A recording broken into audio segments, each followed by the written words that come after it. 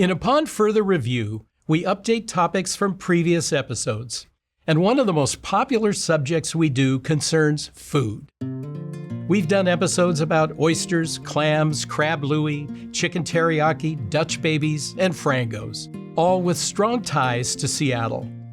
Clam broth was fed to a baby in the Denny party when they founded Seattle in the 1850s. Dutch babies were a Gold Rush favorite. Chicken teriyaki became a signature fast food in the 70s. But times change along with diets and food fads, so we decided to offer an updated look at so-called Seattle foods. What are our signature foods today? What will be feeding nostalgia in the future? Joining me is Rachel Belle, host of PBS's The Nosh and the podcast Your Last Meal, to share her thoughts on local appetites. Welcome, Rachel. I am so happy to be here. So we're going to kick off with chicken teriyaki. Take a look at this. In 1976, a man named Toshi Kasahara opened a teriyaki place near Seattle Center. And he created what became the sort of classic standard teriyaki dish. You want to make sure that the chicken is grilled and it has the little grill marks on it. The original teriyaki, you paid under $3 for a full meal. And you felt like you were buying really healthy food. Rachel, chicken teriyaki is identified with Seattle. People are sometimes surprised at that. Yes, it is a very Seattle food. In Japan, there's kind of a different version of teriyaki. It's much more simple. It's kind of like a glaze that maybe you would put on salmon. It's not like the thick kind of sweet sauce that we're known for. And yeah, anyone who's had it knows it's the chicken, a lot of rice, and then you get that little iceberg lettuce salad with the really sweet dressing on it.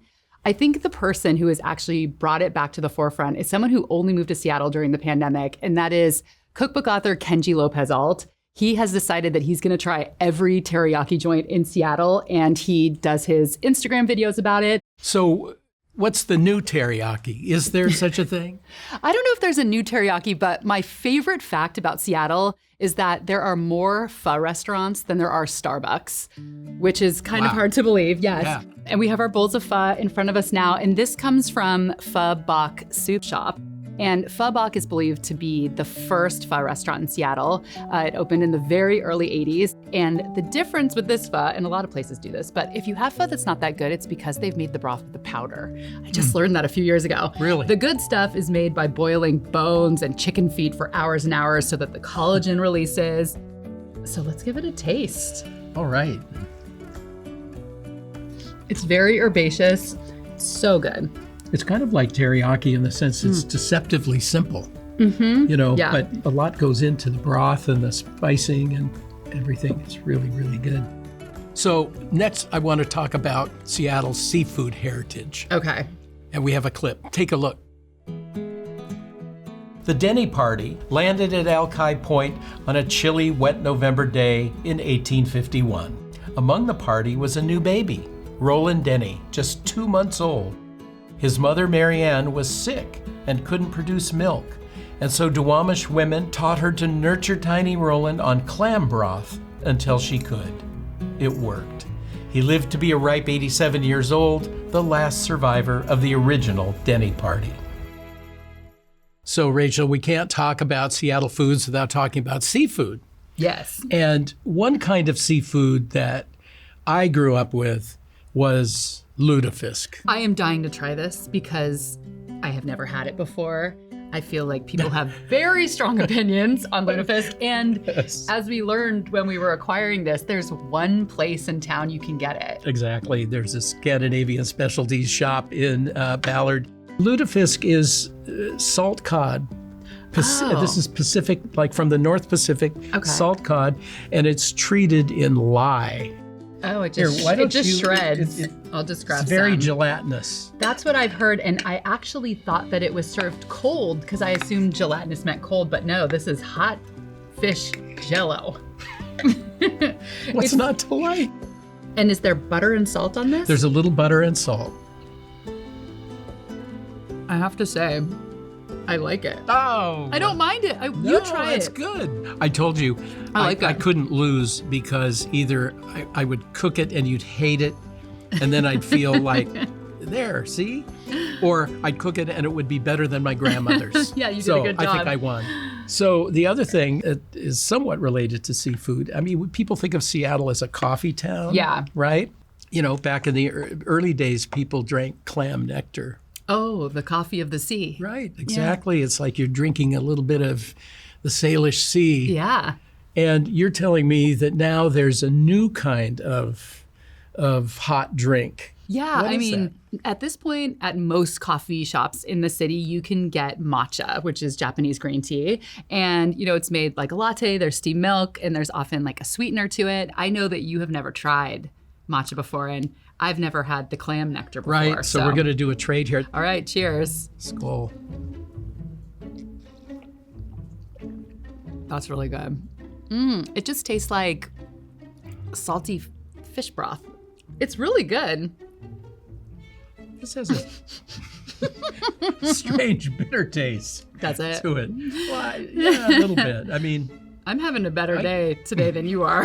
Apparently. Yum, lutefisk. Okay. Clam broth. We're going to need a palate cleanser. And so we're going to look at a clip here that relates the origin of the Seattle hot dog to bagels. There was a man in Pioneer Square in the 1980s who had a bagel stand. And when the clubs closed at 2 o'clock, people would come out and they didn't want a bagel. Being in the bagel business, he started serving bialys, which were kind of a bagel-like thing, and putting cream cheese on it and putting a hot dog in there. So, Rachel, Seattle dogs, thumbs up or thumbs down? Big thumbs up, two thumbs up. I love it. Okay. Well, cream cheese. We've got some cream cheese right here. Yeah. What's the story about that? Okay. I'm not about to upset the entire state of New York and say that Seattle is, you know, a bagel city. You could still say, you know, oysters and salmon, that's Seattle, but you can also find really good foods that are better known in New York in Seattle now. So this, for example, is from Hey Bagel, a company owned by my friend Andrew Rubenstein. We did an episode on bagels on my show, The Nosh, and these are made with sourdough. So at Hey Bagel, they will not cut your bagel for you, and they won't make sandwiches. You just buy bagels and cream cheese, and then you just pick it apart, you tear, and you schmear.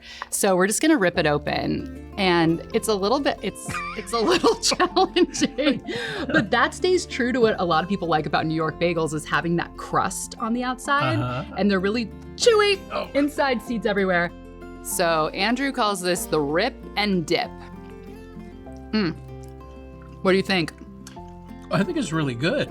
Well, thank you for giving us this taste of future history. And thank you for giving me a taste of lutefisk past.